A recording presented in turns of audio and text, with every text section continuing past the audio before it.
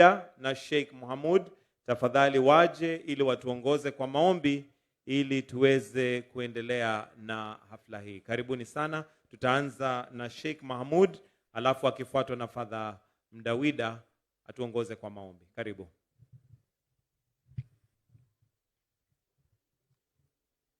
Na tuombe. Bismillahirrahmanirrahim. Alhamdulillah. Tukushukuru Mwenyezi Mungu kwa neema zako kuweza kutukanisha mahali kama hapa. Tukuomba Mwenyezi Mungu kwa fadhila zako na baraka zako ulibariki function hii au hafla kama hii. Tukuomba Allah subhanahu wa ta'ala kwa siku hii tukufu utupe amani, utupe mapenzi, tupendane. Mwenyezi Mungu ubariki kwa kazi hizi ambazo kwamba zimeanzishwa na Mheshimiwa wetu, rais wetu, basi iwe ni kubariki vijana na kila wenye kutumia ili kuweza kuwasaidia katika uchumi wao. Tukuomba Mwenyezi Mungu kwa majina yako matukufu utupe amani, utupe mapenzi. Viongozi wetu wote waliohudhuria hapa kutoka rais wetu mpendwa, mawaziri, wabunge pamoja na magavana, wape hikma zaidi ya kutongoza katika njia ambayo kwamba unaitaka wewe Mwenyezi Mungu. Ya Allah, kila ambalo kwamba ni la khair Mwenyezi Mungu tuletee, na kila ambalo kwamba ni la shari Mwenyezi Mungu tuweke mbali. Na vile tukuomba Mwenyezi Mungu kwa baraka siku kama ya leo umpe imani rais wetu na aweze kutunulia sisi vifaa kama hivi ili tuweze kuendesha ibada yako kwa wema. Kwa jina la Mwenyezi Mungu na kupitia bwana wetu Mtume Muhammad SAW tumeomba na tukaamini. Wa sallallahu ala sayyidina Muhammad wa alihi washabihi wasallam. Kwa jina la Baba na la Mwana na la Roho Mtakatifu. E Mungu Baba Mwenyezi uliye asili ya wema wote, tunakushukuru kwa kusanyiko hili. Ni mapenzi yako wa Kenya tuishi kindugu kwa ajili ya amani na maendeleo. Tunawakabidhi viongozi wetu mikononi mwako, tukianza na rais wetu mpendwa, makamu wake wa rais, gavana wetu wa Mombasa na viongozi mbalimbali wa serikali.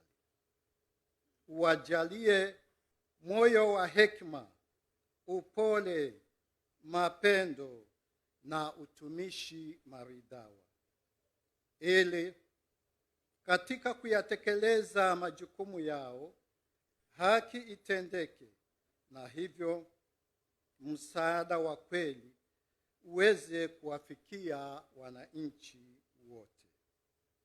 Tunaomba hayo kwa njia ya Kristo Bwana wetu. Amina. Baba, Mwana na Roho Mtakatifu. Naomba tuweze kuketi. Mheshimiwa Rais wa Jamhuri ya Kenya Daktari William Samoei Ruto, Gavana wa Mombasa Abdul Samad Sharif Nasir, mnenaji wa Seneti Amason Kingi, Mheshimiwa Amason Kingi, Waziri wa Viwanda na Biashara Mheshimiwa Moses Kuria, Waziri wa Barabara na Usafiri Mheshimiwa Kipchumba Murkomen, mawaziri wenza, makatibu wakuu waliofika hapa, viongozi wa kitaifa na wa county, na pia tukiwa na CEO Jules Saman na Dominic Nkurunziza ambaye ni CMO wa Spiro, wageni wote walioalikwa, wananchi. Mheshimiwa Rais, kwa ruhusa yako naomba sasa nimwalike Waziri wa Trade and Industry Mheshimiwa Moses Kuria, tumpigie makofi akija ili aweze kunena machache na tuongoze. Karibu.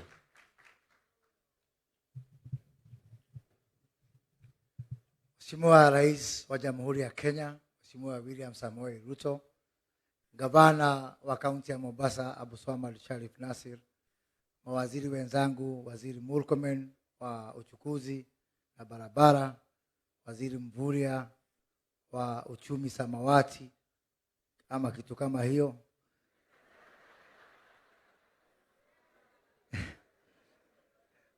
Waziri wa utumishi wa umma, Waziri Aisha Jumwa, wabunge, maseneta na wana bodaboda hoye. Hamjambo. Hamjambo tena. Mheshimiwa Rais, leo ni siku wa wale watu ambao mkubwa wangu anaitwa Ligiji anaitaga shareholders. Hawa ndio shareholder wa serikali yetu. Kama si kwa hawa, mimi sioni kama tungekuwa hapa siku ya leo mbele yenu. Na wana bodaboda, leo ni siku yenu na mjisikie mkiwa na nguvu.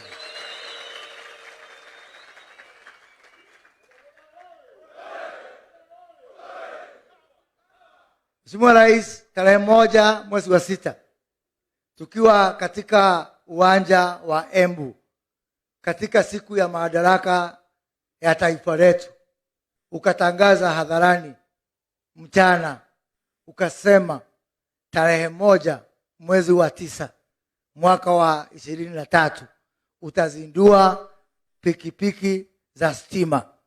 Nataka kuuliza wana bodaboda, nimesahau kalenda yangu nyumbani. Leo ni tarehe ngapi? Mwezi gani? Ametimiza hajatimiza? Ametimiza hajatimiza?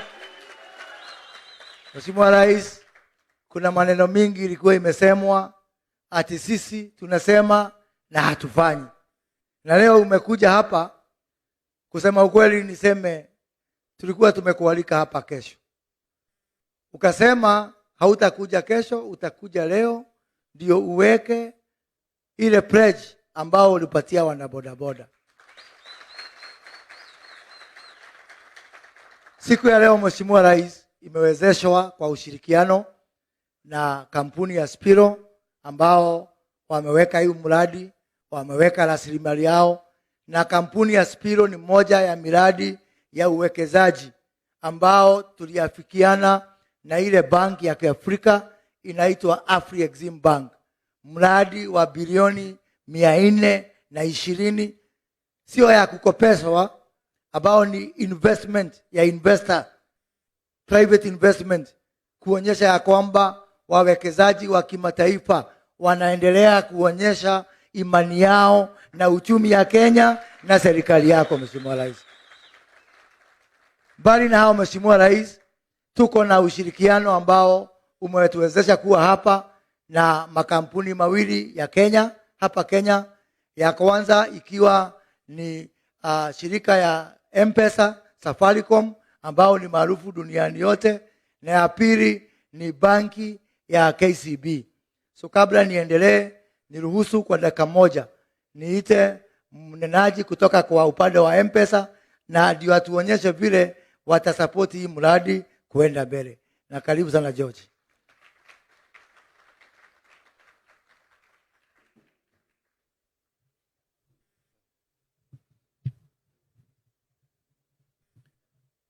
Your Excellency, Dr. William Ruto, the President of the Republic of Kenya, due to time, you will allow me to ride on all protocols. Hamjambo. Kwa kweli sitaongea kwa Kiswahili, lakini nimesomea hapa Kenya, naelewa Kiswahili, lakini nilikuwa nimeandika vidokezo zangu kwa lugha ya Kiingereza. Ni sawa? This is not just an exciting launch, Your Excellency and the team here, but it's actually a great milestone. Several organizations have come together to combat the challenges of climate change by use of technology and innovation. We've not only done that, and you'll hear how there are so many firsts here, but we've also addressed affordability and accessibility. And I'd like to thank our partners, both Spiro as well as KCB, because we can have such great initiatives, but if they are not accessible to the mwananchi, to the hustler, then it means nothing. If they are not affordable, then it still does not mean anything. But here we've brought technology together, the power of M-Pesa, the power of financial services, and the power of innovation to address this. When we think about what we've been able to achieve here today, and indeed, I know I'm not dressed in a blue reflector, lakini pia niko blue kama nyinyi. It's extremely exciting because we're using technology to empower our people, to lift households, but also to say that it is possible to look at a challenge and not just say look at the impossibilities, but actually see possibilities. It's in line with not just keeping to our plans around SDGs, but really combating this problem and challenge of climate change head on and believing that we can address these solutions in this country. Last but not least, this is our first, and I'll be announcing this because CS reminded me that 9 years ago, you were the first to go to our late CEO, Bob, to challenge him that we need to have standing orders on M-Pesa. This is the first initiative where you will have standing orders on a mobile platform. The first in the world, not just the first in Africa. So very happy that CS has been part of that. And we will not just use it for this project, Your Excellency. We were talking with CS, we're going to look at it across, even in health and other areas. Because we understand this economy, it's a kadogo economy. We need to break things down to increase accessibility and affordability. And so somebody may not be able to have 500 shillings at a go to pay for NHIF, but if you can break it down to 17 bob a day, then they can be able to access.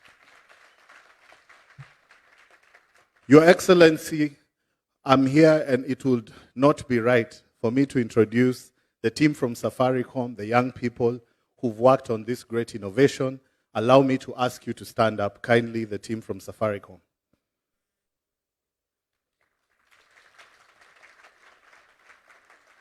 These are young developers, young product engineers.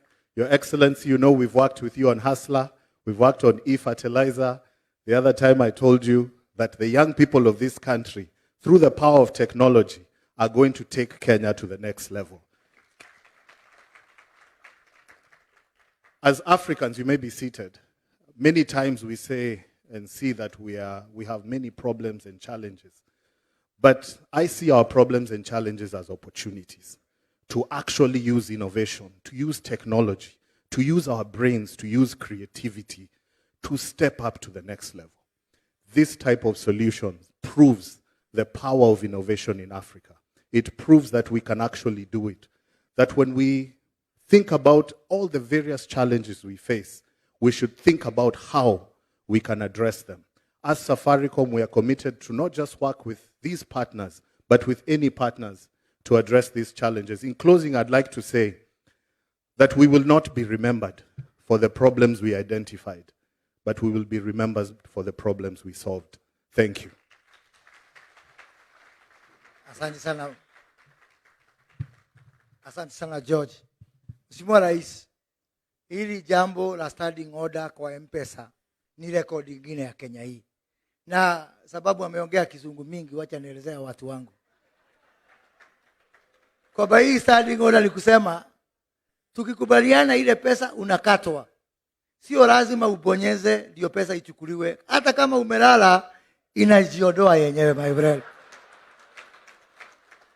Asubuhi ya pili unaamuka na uliza pesa ilienda wapi? Oh, ni ile boda yangu. Si hapo ni poa jameni? Si hapo ni poa? So kabla muende kujivijali, pesa kwanza ya bodaboda iondoke, hiyo iondolewe mwenyewe. Na Mheshimiwa Rais, nishukuru watu wa M-Pesa, nimewasukuma sana. Miaka 9 tulipoanza huu mjadala with the late Bob Korimo, that our people, they may have the money or may not have the money, but let us do the remembering on their behalf. Hata kama wakisahau, tukumbuke.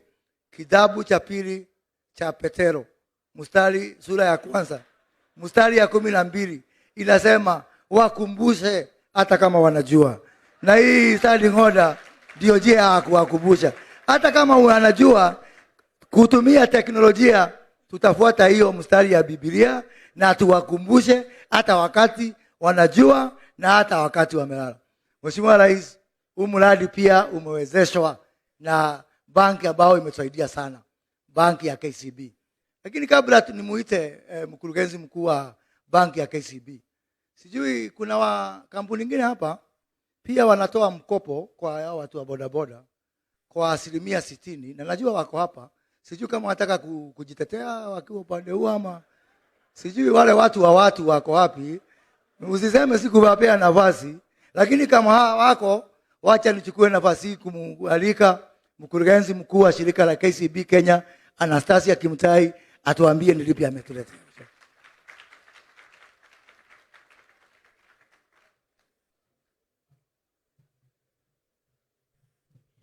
Your Excellency, Dr. William Samoei Ruto, President of the Republic of Kenya and Commander-in-Chief of the Defense Forces, all the Cabinet Secretaries present, Governor, Mombasa County, national and county government officials, project partners, ladies and gentlemen, Salam alaikum. Thank you so much, Your Excellency. It gives us a great honor as KCB Bank to partner with you, and more specifically, a local bank that believed in your vision, and we've worked together even when other people could not see the light. And our commitment this evening, Your Excellency, is that we will continue working together to transform the lives of the people at the bottom of the pyramid. Your Excellency, when you invited us to be on the table for fertilizer conversation, we came to the table, nobody believed. If you now go to the western part of the country, there is Bamba harvest. When you invited us for the Asla Fund, nobody believed. As KCB, we use our resources to enable that. Your Excellency, how about the G2G oil? We came to the table, and that's a clear demonstration that there is a bank that believes in your vision, and we will work together.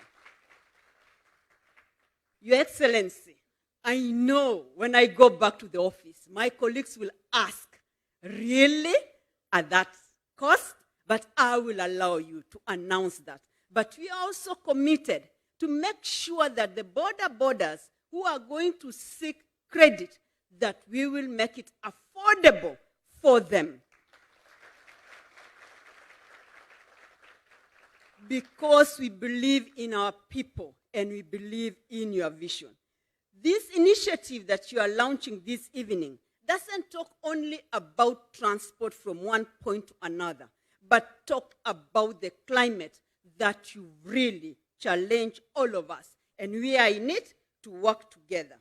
Finally, Your Excellency, through the KCB Foundation, we commit to skill our Bodabodas, our brothers and sisters, in terms of skills, so that we can ensure that as they ride these Bodabodas, it's safe and secure, because we only have one country, Kenya, and we need you to be alive so that collectively we can live together.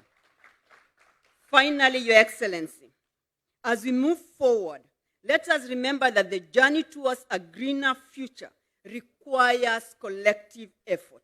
Together, we can make a difference and create a sustainable world for the future generation. Thank you so much. God bless Kenya. God bless you all. Asanteni sana. Your Excellency, Madam Anastasia has talked about safety and security. Me, what I know best is how to give these people a boda that is cheap, that is affordable, that they can charge. Maneno ya safety, I'm not very good at. Lakini moto unaazimwa pahali umewaka, so nitamwalika sasa mwenye safety hiyo umesikia, waziri wa uchukuzi Kipchumba Murkomen akuja atuelezee hayo.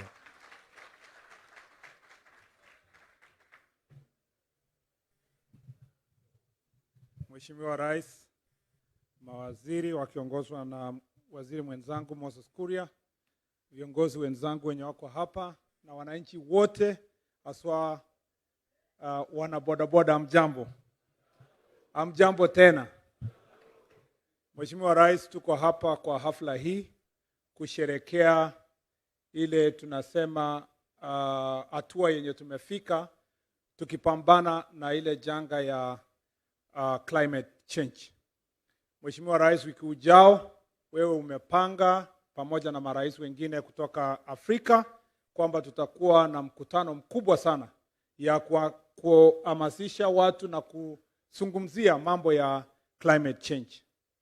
Njia moja ya kukabiliana na climate change ni kuhakikisha ya kwamba tuko na magari na bodaboda ambayo ni ya stima ama inatumia nguvu za umeme. Na ukiona ile kazi imefanyika hapa, ningependa kwanza kumpongeza ndugu yangu Moses Kuria na idara yake ya uwekezaji pamoja na wale wote wameshirikiana na idara hiyo kuhakikisha tumepata hizi pikipiki. Mheshimiwa Rais, wizara yetu ni ya bodaboda. In fact, at the bottom of the Ministry of Transport are bodaboda. Na tumekuwa wewe tumeshirikiana na wewe kwa hafla nyingi ya bodaboda, tukitafutia njia ya bima, mambo yenye inahusiana na jinsi ambavyo tutaweza kuhakikisha kwamba kuna safety. Lakini zaidi ni kusema kwamba katika wizara yetu ni kufanya policy. Kazi ya Moses Kuria ni kutafuta investors.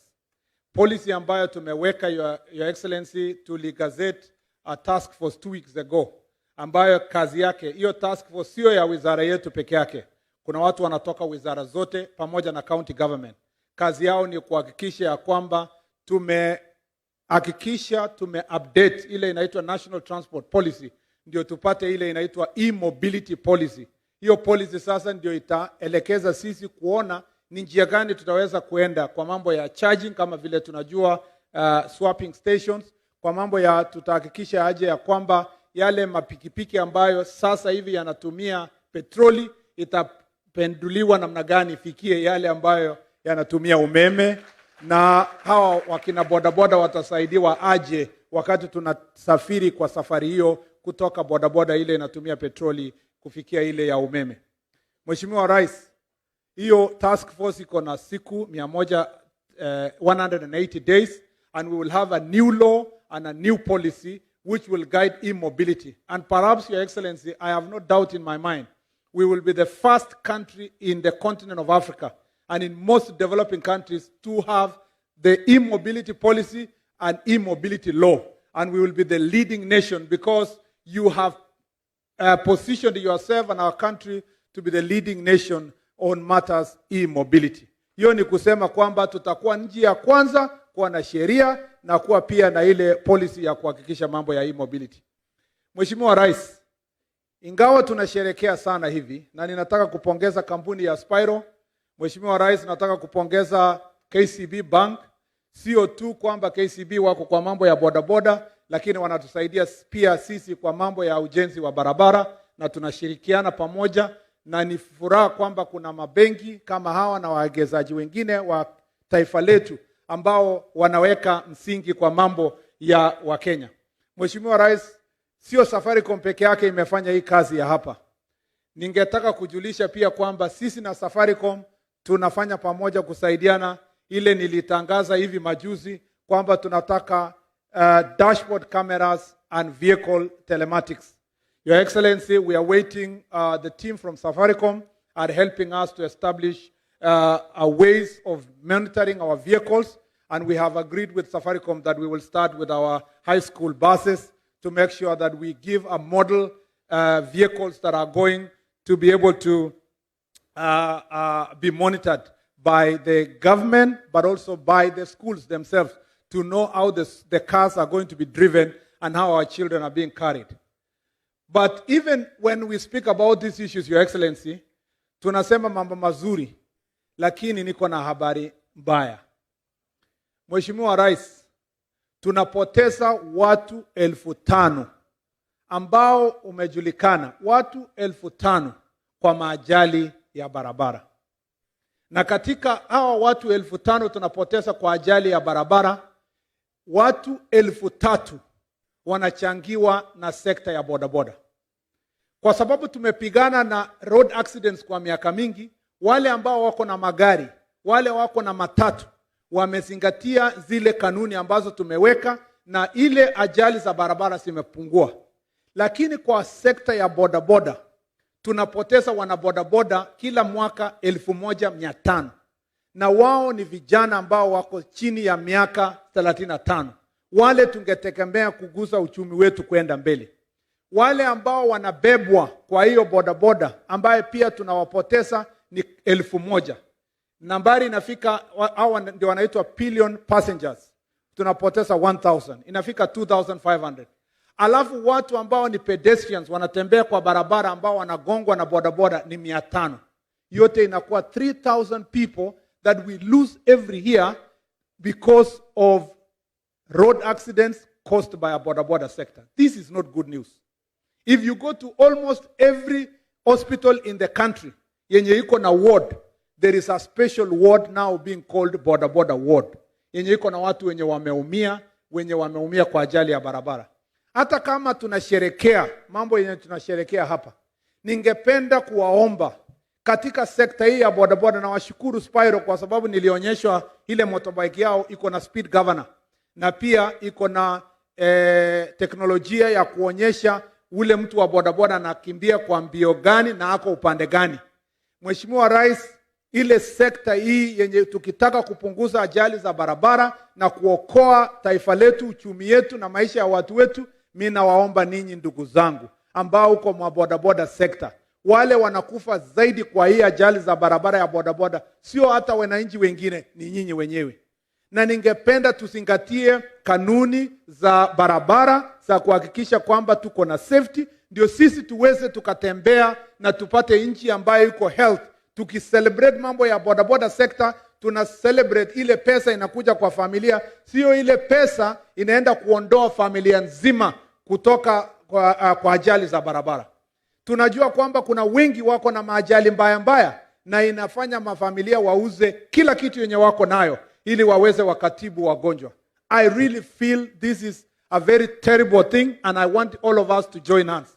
Mheshimiwa Governor, tumekubaliana kwa wizara yangu ya kwamba tutaleta mswada yenye tutajadiliana sisi pamoja na county governments. We would like the regulation of transport in the bodaboda sector, because it's a last mile form of transport, to be transferred to county governments with the support of national government, so that the problem is sorted at a local level by county governments. And we are ready even to find special grant and conditional grant that will go specifically to that function to be managed by county government, so that we can get better results insofar as dealing with accidents in the bodaboda sector is concerned.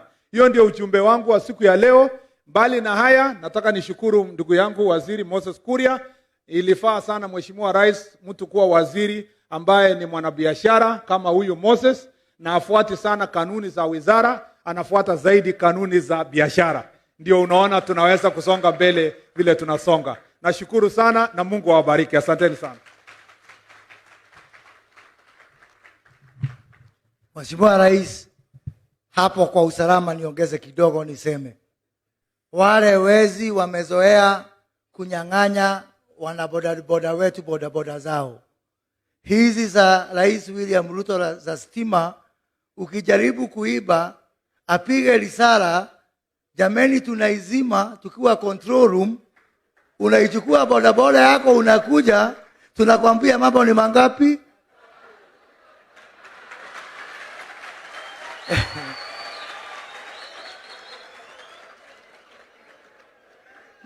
Nichukue hii fursa kumwalika, najua muda umetubana, lakini nisipomwalika dadangu Aisha Jumo hapa katika hilo baraza la mawaziri, ile kisirani nitapata. Waziri Aisha Jumo, karibu.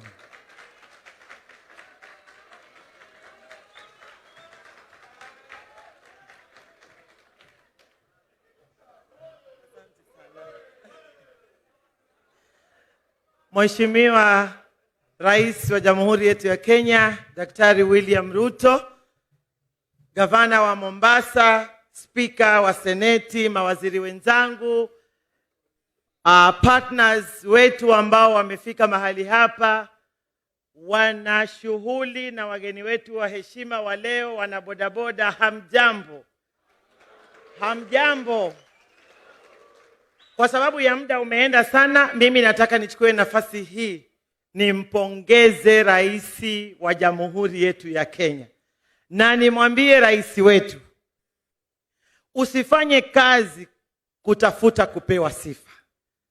Wewe fanya kazi, sifa zitakufuata. Hata wakikataa, sifa zitakufuata. Nataka niseme leo ndio ile siku. Kama wengi walivyokuwa wakisubiri wakisema haitawezekana, leo imewezekana. Mheshimiwa Rais, mimi furaha yangu kubwa ni kwamba pia sisi hatujaachwa nyuma. Tukiangalia hizi reflectors za blue t-shirts and caps, sisi pia tuko. Na mimi nataka niwapongeze sana. Hakuna kitu ambacho hakiwezekani. Kitu ambacho hakiwezekani ni kile hakijafanywa. Kwa hivyo mimi nataka niseme, rais, unatenda yale yote ulioahidi, na mimi nafurahi kuwa associated na serikali yako, na pia ninafurahi kwa sababu ahadi zote ambazo umetimiza zimeendelea, ulizoahidi zimeendelea kutimizwa. Na hii ya pikipiki ya umeme tulikuwa tunaingoja kwa hamu. Kama nilivyosema, ambalo haliwezekani ni lile ambalo halijafanywa. Hizi pikipiki zimeendana kabisa na ile shughuli kubwa ambayo rais wetu kuanzia siku ya Jumatatu atazindua rasmi, ile conference ama summit ya tabia nchi, climate change. Kwa hivyo mimi nataka nimshukuru rais na nimuombee Mungu akupe nguvu, na pia vile vile nataka niwaambie hivi, mgema akisifiwa,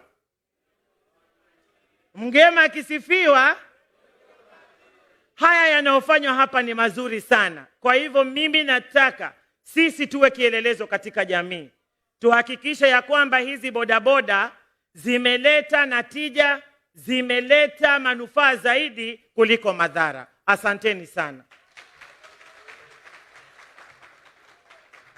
Mheshimiwa Rais, Murkomen upande mmoja, Aisha Juma upande mwingine, Moses Kuria upande mwingine. Sasa sisi zote ni ile tunaita damu moto. Na kwa baraza la mawaziri tuna mtu mmoja ambaye anatupoesha tukienda spidi sana. Waziri Salim Mvurya, karibu sana.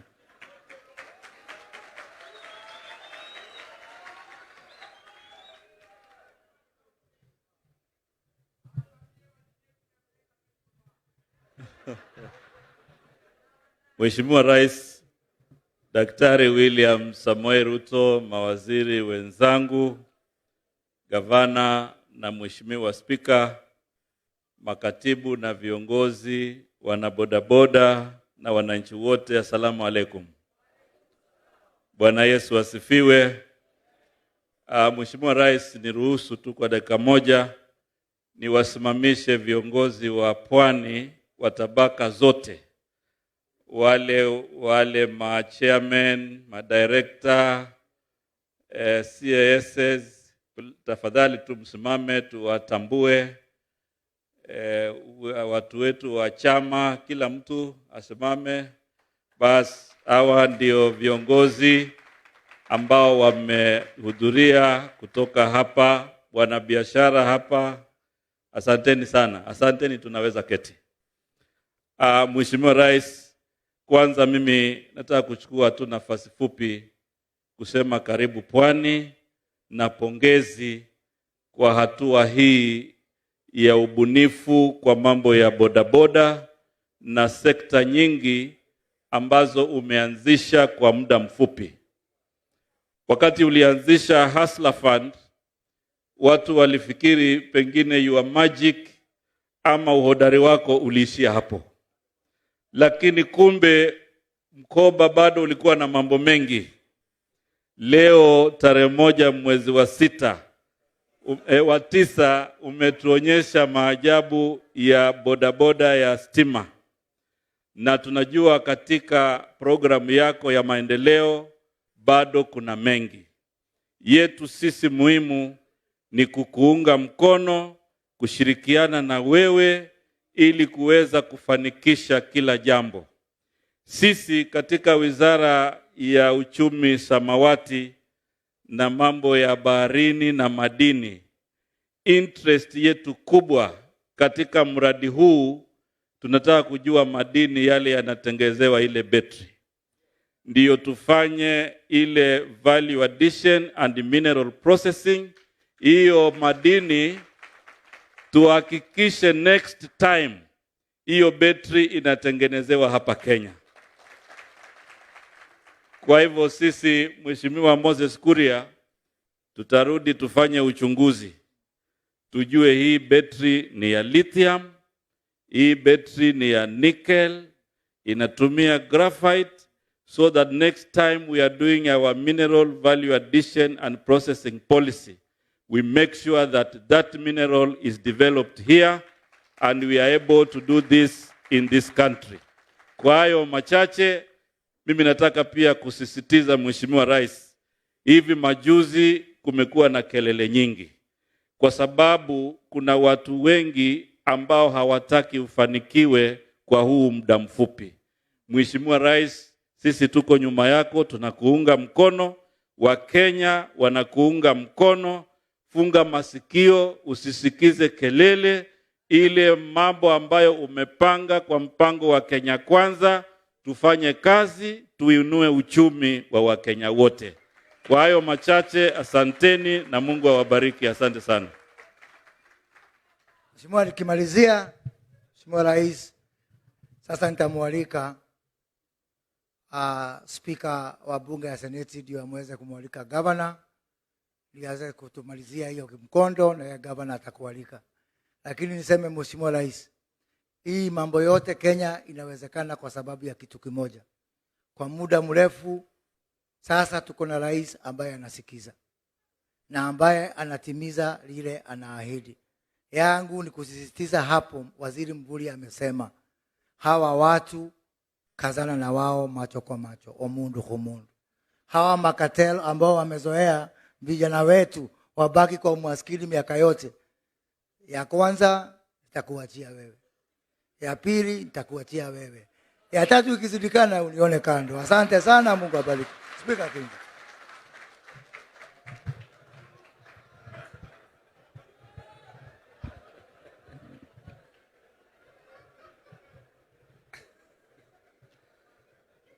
Rais wa Jamhuri ya Kenya Mheshimiwa Daktari William Ruto, viongozi wenzangu, washikadau wa hafla ya leo, hamjambo.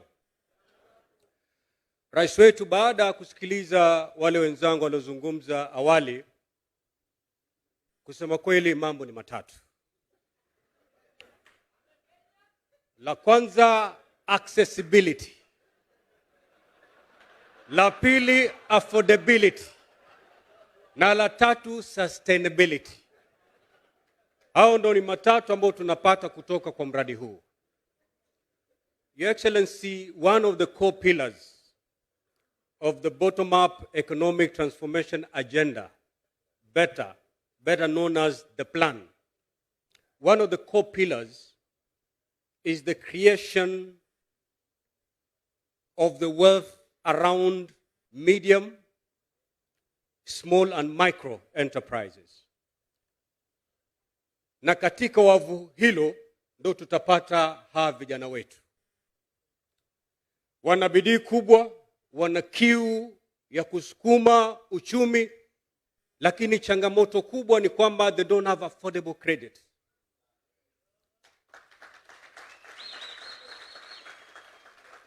Today with KCB, they can be able to afford this machine. They're unable to access any credit facility. Walikuwa wakienda kwa banks wanaangalia kwa macho ambayo si ya huruma. They would end up in Shylocks. Na sisi tunajua riba ya Shylocks iko aina gani. But today, these young men and women can access credit thanks to KCB. Your Excellency, one of the things that we were discussing with Shangazi, my aunt, Asha, pale tulikuwa nje, is how sustainable is this project.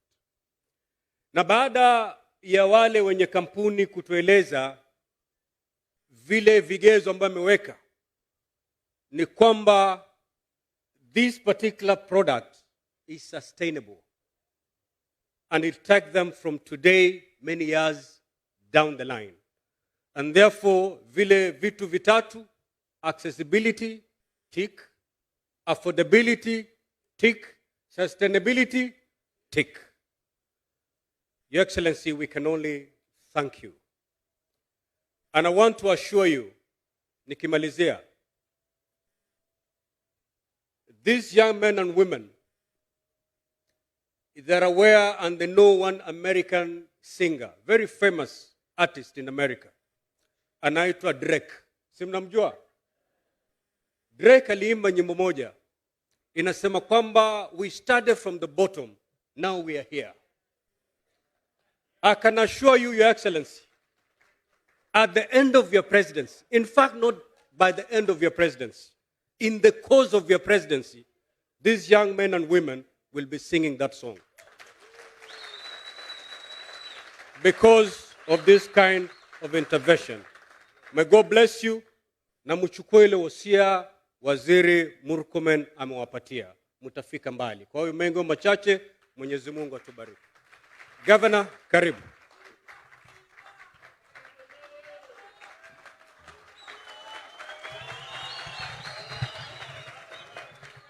Asanteni. Salamu alaikum. Mungu yu mwema. Your Excellency, ukisikia fujo hawa jamaa ndio walinifanya mimi niwe gavana. Na nitaongea mambo yao nikimaliza. Lakini kwa sasa hata mimi pia unajua sasa hivi Kenya tunaenda mambo matatu peke yake. Hata mimi pia yangu si mengi, ni matatu peke yake. Ya kwanza mimi nilikunong'onezea Your Excellency. Nikakwambia ya kuwa hii mambo ya e-mobility ni lazima kuwe na national legislation, sheria. Na mimi nashukuru nimesikia Waziri Murkomen, he has taken the right step. Lazima kuwe na sheria ili iweze kuwachunga wale wenye fanya biashara na pia vile kuwachunga hawa waungwana. Kama serikali ya county sisi tuko tayari kuweza kuwasaidia. Kama kuna sehemu mnahitaji mambo ya charging stations na exchange stations, tuweze kuhakikisha ya kuziweko kwa wingi. Pia vile Your Excellency, hawa bwana, ili jambo limeweza kuanzishwa hapa Mombasa. Itakuwa ni jambo la aibu kama na sisi kama county 001 tutakuwa sio wenye kuendeleza mstari huu. Kwa hivyo kama serikali ya county ya Mombasa, kwanza Department ya Public Health, Department ya Inspectorate na Department ya Revenue, pikipiki zao sasa tunatoa amri zitakuwa ni electric ili tuweze kwenda sambamba na dunia nzima. Pili, Your Excellency, mabwana, na mimi pia sijui niseme ya kwa na, lakini pia nikisema nisi vibaya, sio? Mabwana, Your Excellency, they made me who I am and I am forever indebted. Mimi nataka safari hii mulinipandisha pikipiki zile za petroli na pikipiki zile nyingine. Kwa hivyo mimi najitolea sub-county hapa katika Mombasa ziko 6. Kuna sako 6.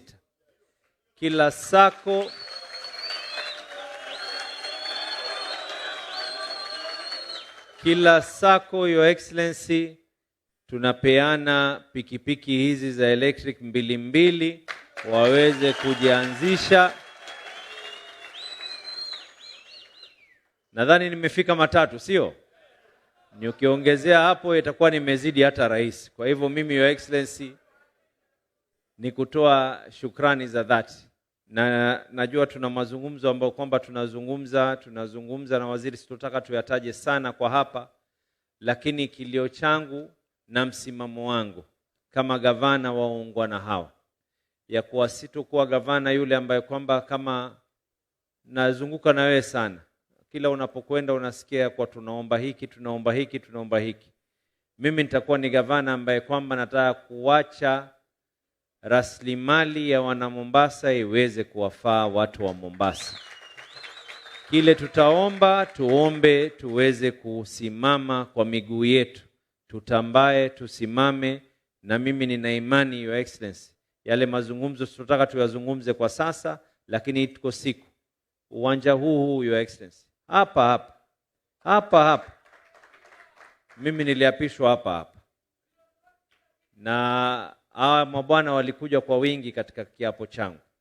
Panapo majaliwa, ikifika mwaka 2027, panapo majaliwa, ya Mungu ni mingi. Na nikisema ya Mungu ni mingi, kuna na afya na uhai. Lakini kama kura niko nazo, tutarejea hapa kuweza kuapishwa tena. Lakini mimi nataka baada ya miaka 10, Your Excellency, niwaachie watu wa Mombasa rasilimali yenye kung'arang'ara. Asanteni sana na mubarikiwe. Thank you very much, Your Excellency. And now, Your Excellency, I take the opportunity and pleasure to invite you kuweza kuzungumza na wana Mombasa na Wakenya kwa jumla. Na kila siku kuna mpya, sijui leo itakuwa gani. Thank you very much. Asanteni sana, tafadhali tunaweza kuketi chini.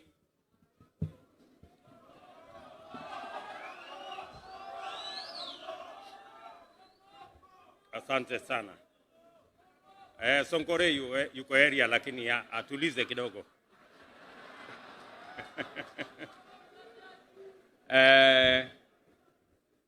Ndugu viongozi wote wenzangu, watu wa Mombasa, wangwana wa boda, hamjambo.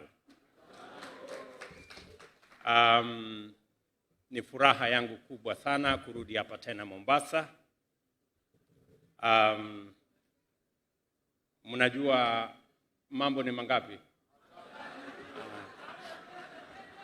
Between the 4th and the 6th of September 2023, our country will have the honor of co-hosting the Africa Climate Summit with the Africa Union Secretariat at our capital in Nairobi.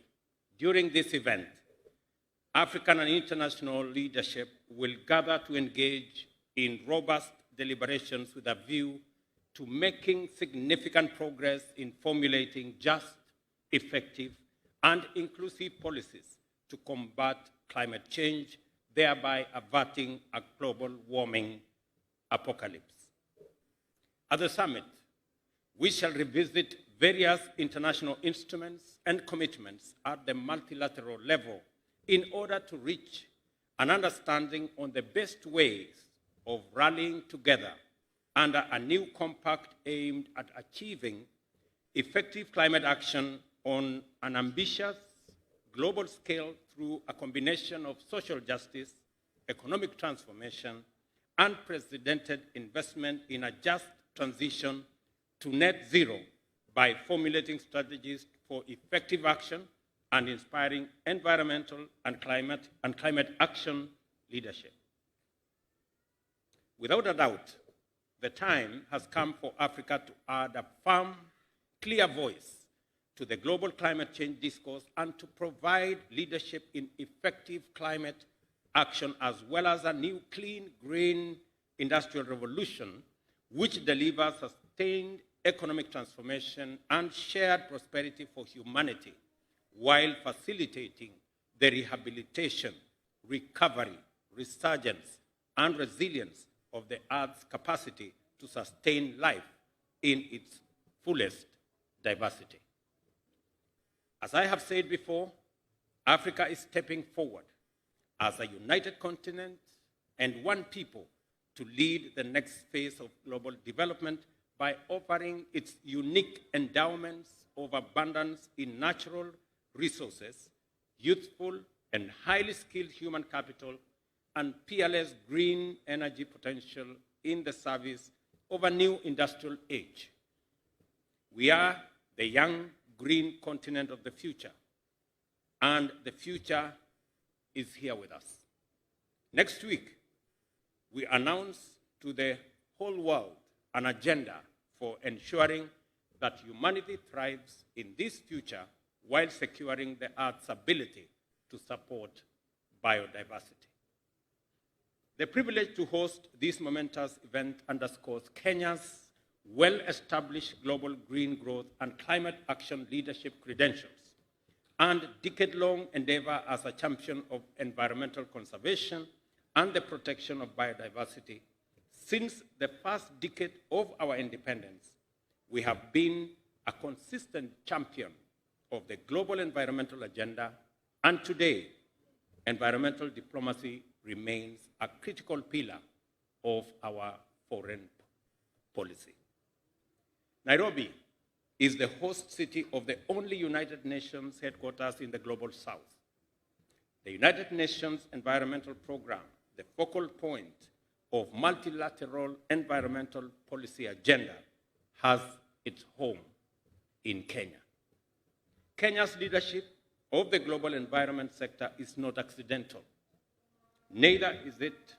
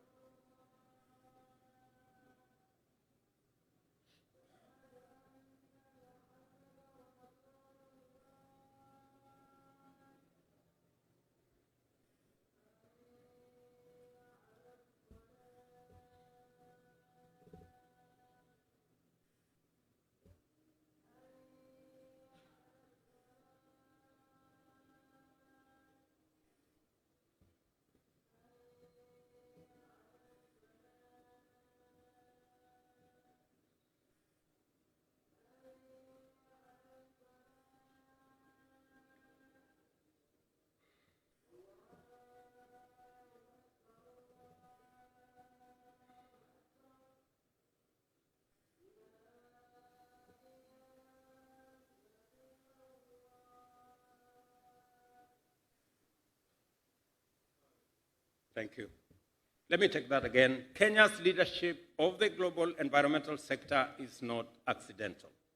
Neither is it restricted to the international arena. The people of Kenya are united in categorically committing in their determination to respect and sustain the environment for present and future generations. The constitutional commitment in Article 16.1(a) mandates the state to ensure the sustainable exploitation, utilization, and management of the environment, while under Article 69(1)(g), the state is further mandated to eliminate processes and activities that are likely to endanger the environment. Further, our National Economic Development Blueprint Vision 2030 sets out Kenya's ambition to transform into a highly industrialized middle-income country, providing a high quality of life for all its citizens by 2030 in a clean and secure environment. In short, a strong commitment to the environmental sustainability as an essential feature of Kenya's national identity and a fundamental element of the National Development Agenda is firmly in our Constitution. This is why our bottom-up economic transformation agenda explicitly plugs into global environmental and climate change agenda through the bottom-up 3P agenda, which commits us to attend simultaneously to the people's well-being, the planet's ecological vibrancy, and the capacity of enterprises to generate profits sustainably. We take our commitments under the United Nations Framework Convention on Climate Change very seriously. Therefore, we remain firmly on course to meet the pollution reduction targets under the Paris Agreement. We are also taking decisive steps in our shift to zero emissions. As pertains to the environment, climate action, and ecological responsible industrialization, Kenya is in it for Kenya, for Africa, and for the world. We are doing it for our citizens and also for humanity. For this reason, we have designed and designated a Ministry for Environment and Climate Change to undertake the National Climate Action Plan in order to facilitate the achievement of our national environmental, biodiversity, and climate change imperatives, including under our nationally determined contributions. We are committed to enhancing our climate action by adopting low carbon and efficient transportation systems through the application of innovations, including clean, efficient, and sustainable energy technologies. The bottom-up agenda for economic transformation identifies the adoption of electric mobility, or e-mobility, as a priority intervention to achieve the win-win outcomes of reducing greenhouse gas emissions, providing cheaper transport, and leveraging our large local and regional motorcycle market to build an electric motor vehicle industry. Motorcycles comprise the fastest growing form of transport in many countries. This fact has serious implications for climate change and air quality. Our continent now faces a tremendous CO2 emissions challenge owing to its huge two-wheeler internal combustion engine powered fleet. In many African countries, the air has a particle percentage that is well above the WHO recommendations. Aging fleets and unsustainable technologies are to blame for this big hazard. Here in Kenya, 2- and 3-wheeler vehicles comprise the largest share of our national fleet at 67%. Our cities and urban areas are in danger of turning into heavily polluted and unhealthy places, placing millions of enterprising people at great risk. It has been clear for some time now that something must be done about this. And today, we are doing it. I repeat, today, we are doing something about it. The adoption of electric mobility is a high priority intervention to address the challenges of pollution, adverse health effects, and fuel costs, which raise the cost of living.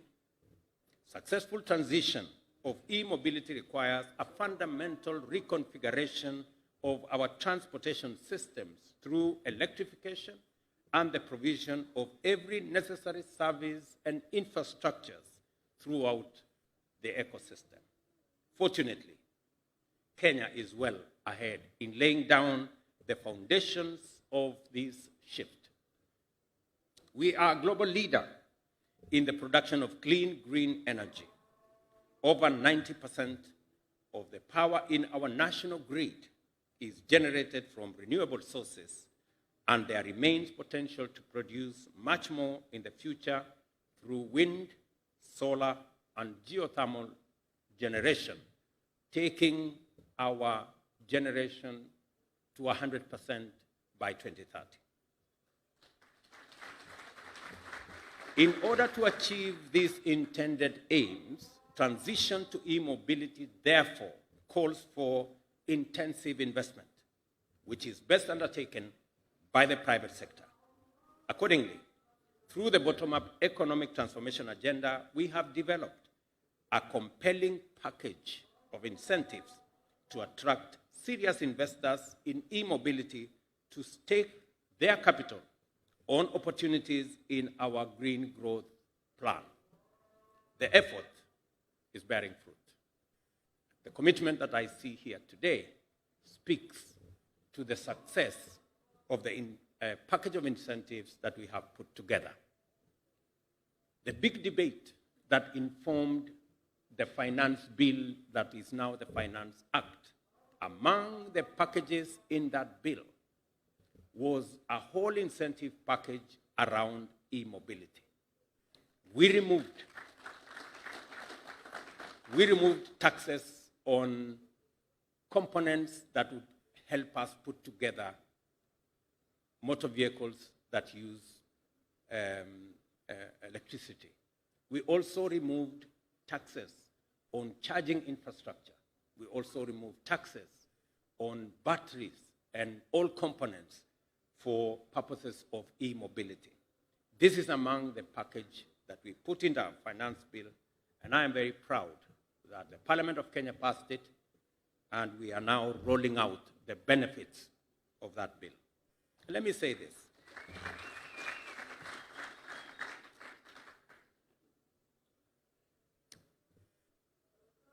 Because of the package we have put in place, the motor vehicle you see here, it's variable.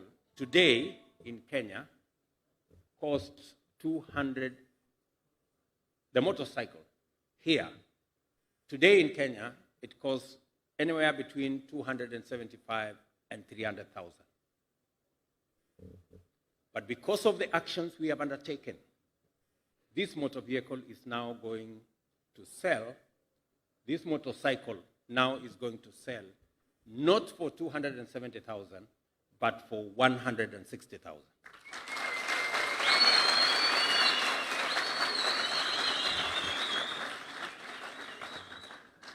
If you buy it cash. And I say this quite pointedly.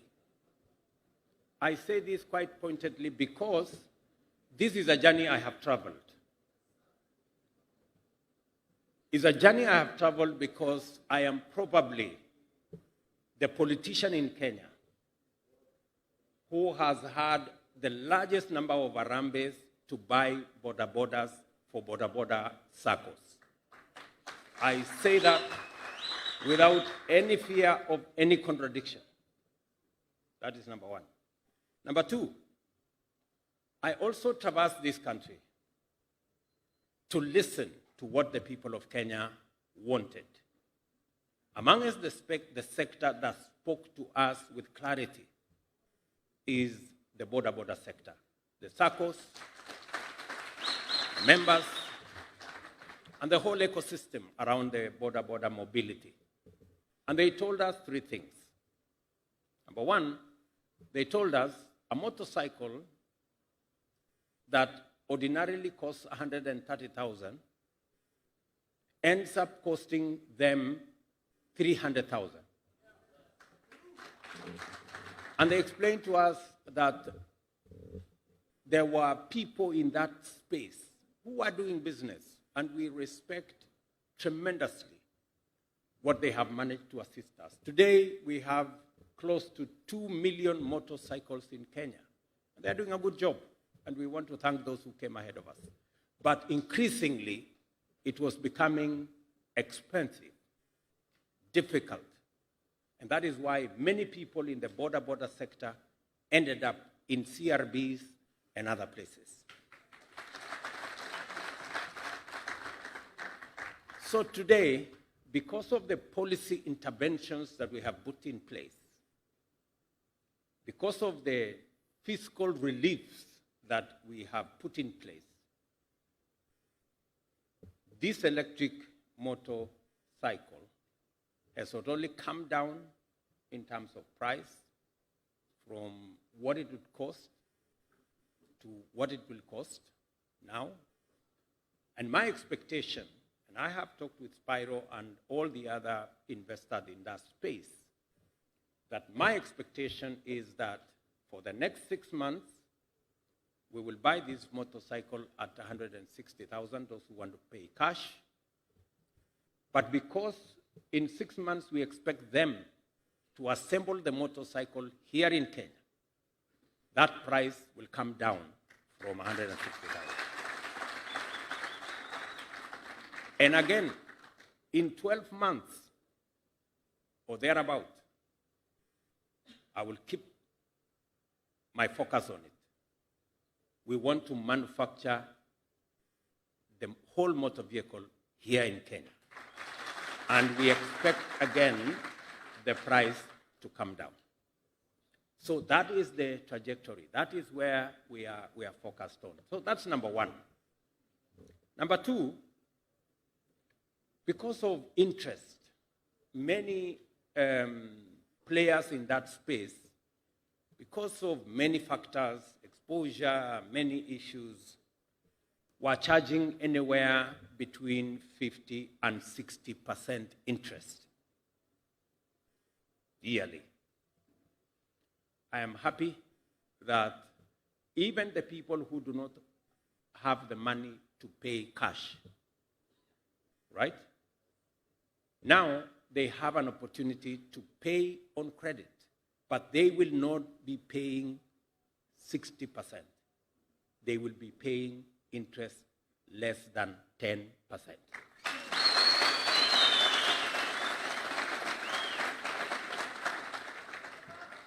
So this motorcycle,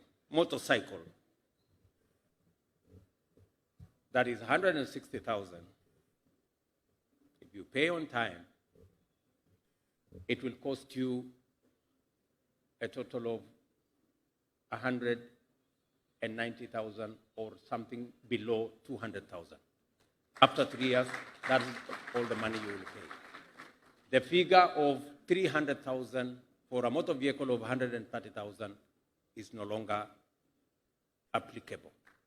So instead, because many of the Bodaboda people told me that they were being asked to pay between 400 and 500 shillings every day.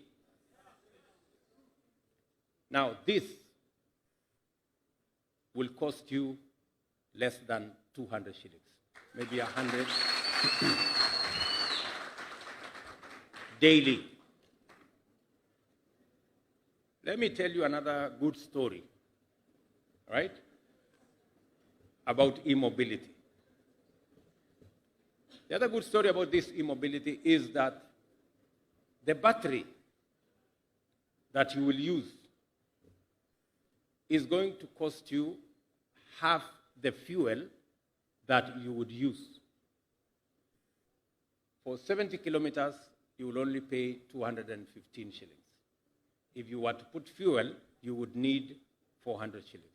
So again, it is cheaper to operate this motorcycle than it is to operate the other one. So you not only get a good deal both ways, you also get to operate it much more cost effectively. And number three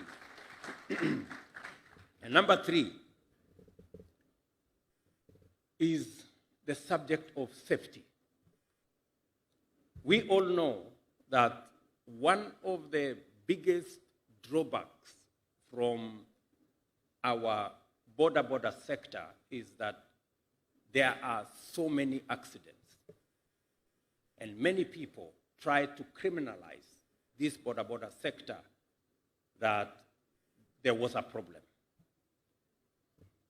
The e-mobility concept that we have now brought in place is that these motor vehicles will now have traceability. If somebody tries to steal, it can be switched off, as Moses said, C.S. Moses said. And number two, it cannot overspeed because the speed can be controlled from somewhere else. So even if you have a reckless rider, they will not have the luxury to ride this motor vehicle at speeds that are dangerous and that makes the whole enterprise a big expense on our health. So we are sorting out very many things. We are sorting out interest. We are sorting out the costs of the motorbike itself. We are sorting out safety.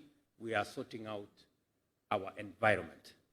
The biggest concept here is that the emissions that come from the huge resources we spend on importing fossil fuels will now go down because we will be using our renewable energy resources to drive our transport sector and our e-mobility will provide. And this is why I am delighted to preside over the launch of the Africa Smart Mobility Solutions Kenya Limited by Spiro, an e-mobility giant with a track record of success stories in electric vehicle industry whose footprint spreads from Benin to Togo all the way to Rwanda. SMS Kenya has a well-earned reputation for innovative battery swapping technologies and motorcycle customized to serve the African market needs.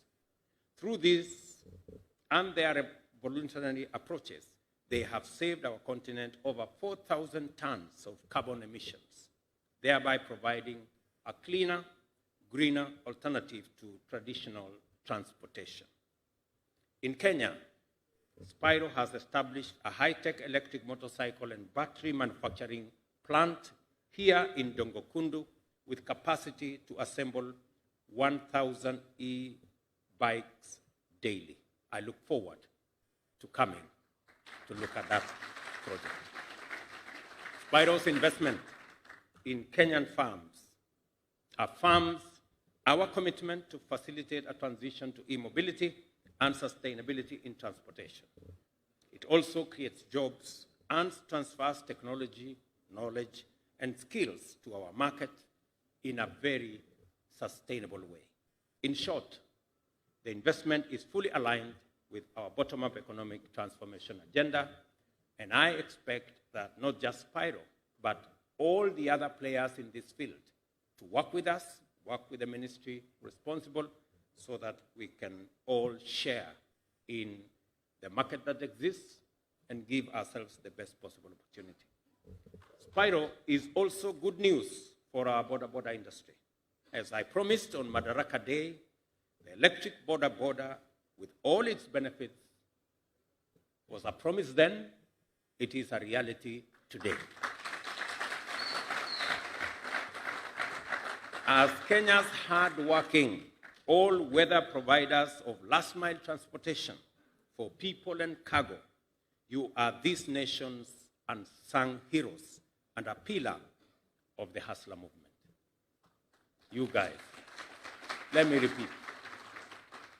My Bodaboda people, let me say this. You are Kenya's hard-working, all-weather providers of last-mile transportation for people, for cargo, and I dare say you are our nation's unsung heroes, and of course, a great pillar of the hustler nation. You deserve recognition and support from everyone, especially this government. I assure Bodaboda operators that the transition will significantly enhance your overall well-being, especially pocket-wise. Electric bikes are cheaper to run than their petrol counterparts by far. When the sufficient battery charging infrastructure has been established and rolled out, a critical mass of e-bikes reached, government will phase out motorcycles powered by internal combustion engines in the short term, with view to abolishing their importation altogether when we have a critical mass of e-bikes in our country. To Spiro, I welcome you once again to Kenya and congratulate you on your achievement.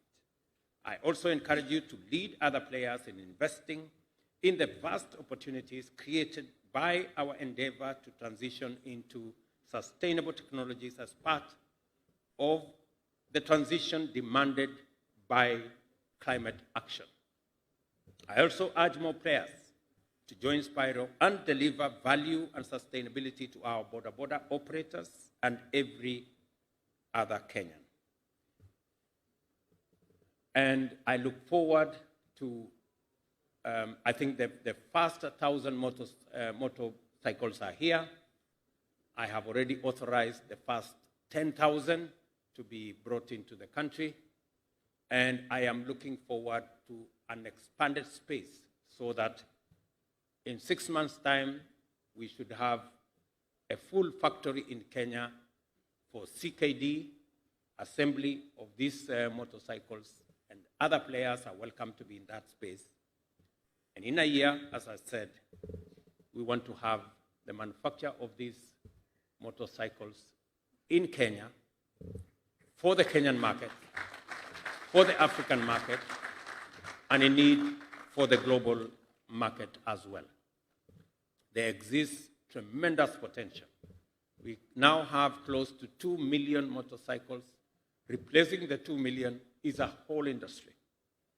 And beyond the 2 million, I've seen the governor of Mombasa has said he's going to buy some, and we are going to make it the first choice means of transportation in our ecosystem. So I am really proud of our partners. Kenya Commercial Bank. Let us clap for this great bank. Kenya Commercial Bank has done the unimaginable. They have agreed to lend to the Bodabodas sector at single-digit interest rates. That is tremendous confidence, not just in the Bodabodas sector, but also in our country. Many other banks, Equity Bank, Cooperative Bank, Family Bank, and others have worked with us, build a lot of confidence around our economy, and I want to congratulate all the other banks that are partnering with us in making sure that we deliver the Kenyan vision, the transformation of our country. That is our collective responsibility as a nation. And in conclusion, let me conclude by saying, asanteni sana, vile nimesema. Ni kwamba niliwaahidi, nilitembea Kenya, na nikasikiza ndugu zangu wa bodaboda. Wakaniambia ya kwamba wanalipa interest 60%. Kwa sababu pikipiki ya 1,130 wanaenda kulipa baadaye shilingi 1,300. 1,320. Oh, nimesahau 20. 1,320. So leo tunapindua mambo kwa sababu niliwaahidi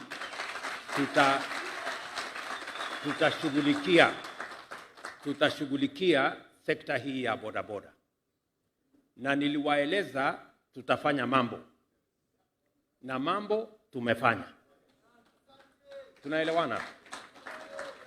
Katika finance bill, wenye wengine walipinga kwa kutojua, tuliweka pale kuondoa ushuru kwa sehemu tofauti tofauti ya uchumi, ambayo itawezesha bodaboda na motorcycles zipatikane kwa bei nafuu.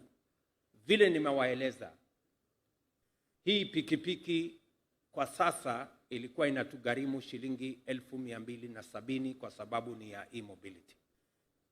Lakini kupitia kwa mpango wa serikali na vile tumeondoa ushuru na vile tumepunguza sehemu tofauti tofauti, sasa hii pikipiki itatoka shilingi 1,270 itakuja 1,160. Vile nimewaeleza ya kwamba ile interest rate mulikuwa mnalipishwa ndio pikipiki ya 130,000 ifike 1,300 ilikuwa ni karibu 60%. Hiyo interest rate sasa tumeisukuma chini kutoka 60% mpaka chini ya 10%, na tunashukuru bank ya KCB kwa kuwa na imani na ndugu zetu wa bodaboda na kuwa na imani na serikali ya Kenya.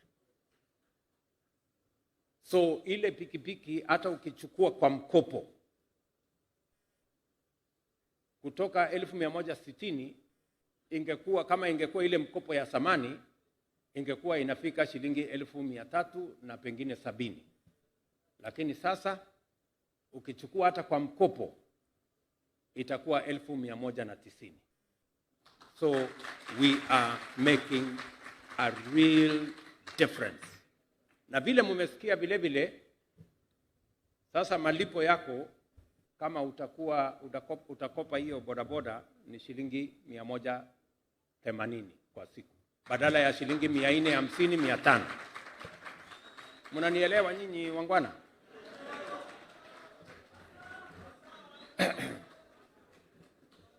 Na tena tumesema pale wakati ulikuwa unalipia petroli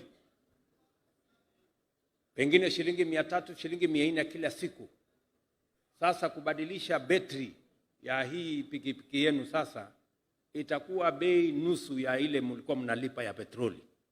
So mambo iko sawa, nyinyi mjipange. Sasa kila mtu atakuwa na kakitu kwa mfuko, si ndio? Na mtajipanga hapo. Ya mwisho vile vile tumesema hii pikipiki imekuwa ni sekta ambayo, bodaboda imekuwa ni sekta ambayo iko na ajali nyingi. Umesikia vile waziri amesema, kati ya ajali 5,000 Kenya, ajali maafa 5,000, 3,000 inatokana na pikipiki. Na sana sana ni kwa sababu ya pikipiki zinazoendeshwa kwa kasi. Sasa hii pikipiki tutakuwa tuna regulate speed. Hata ukiwa mjeuri kiasi gani, utaisukuma haitapita 60 kilometers per hour. Tunaelewana bana? Sasa mambo itakuwa taratibu. Mambo itakuwa taratibu. Mbio, kasi na kuleta ajali tutaifungia. Ama namna gani? Tuko pamoja? Kuna mtu wa bodaboda anapinga kweli tupunguze ajali? Kuna mtu anataka ajali iendelee? Kwa sababu hiyo ajali inaumiza watu, watu wanakufa, wengine wanavunjika, ina madeni hospitalini, tunajaza watu mpaka kuna ward ambaye kwa kila hospitali kuna ward inaitwa ya bodaboda. Watu wamevunjika miguu, mwingine amevunjika kichwa, mwingine amegongwa mahali fulani. So hiyo maneno sasa tusimamishe. Hiyo kama tunakubaliana jameni.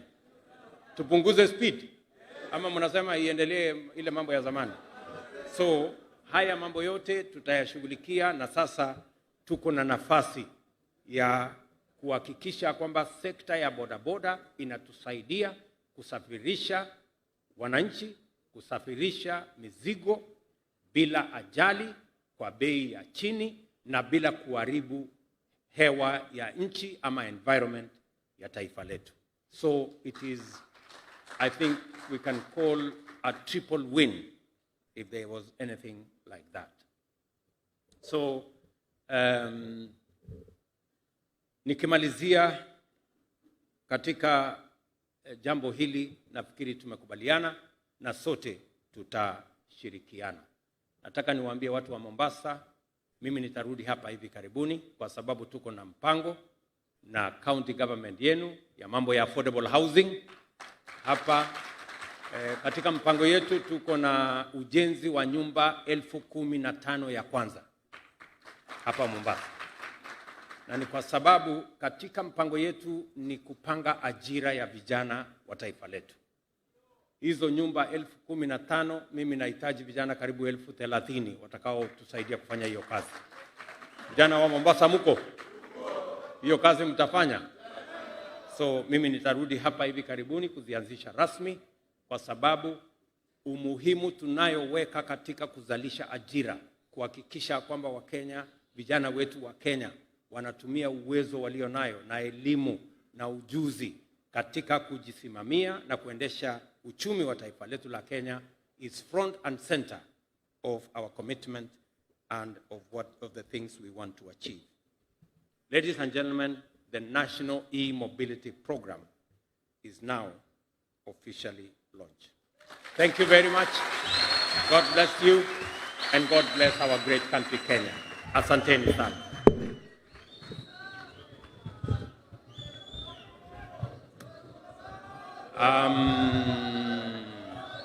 Hapa tuko na wabunge wengi na tuko na viongozi wengine wengi na ma-PS na tuko na Sonkore. So lakini sisi wote ni jeshi moja. Asanteni sana. Tunawapenda sana na tunawatakia baraka ya Mungu. Thank you very much.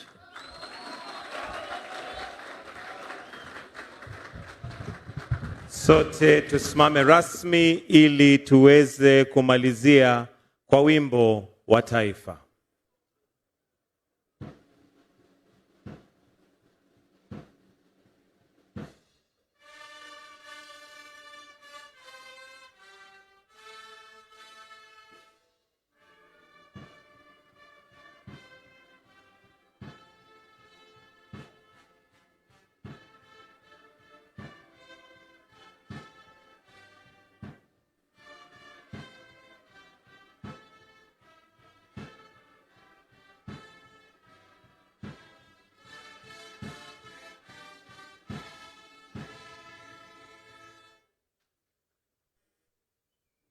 Tuweze kutulia, tumruhusu rais aweze kutoka. Asanteni.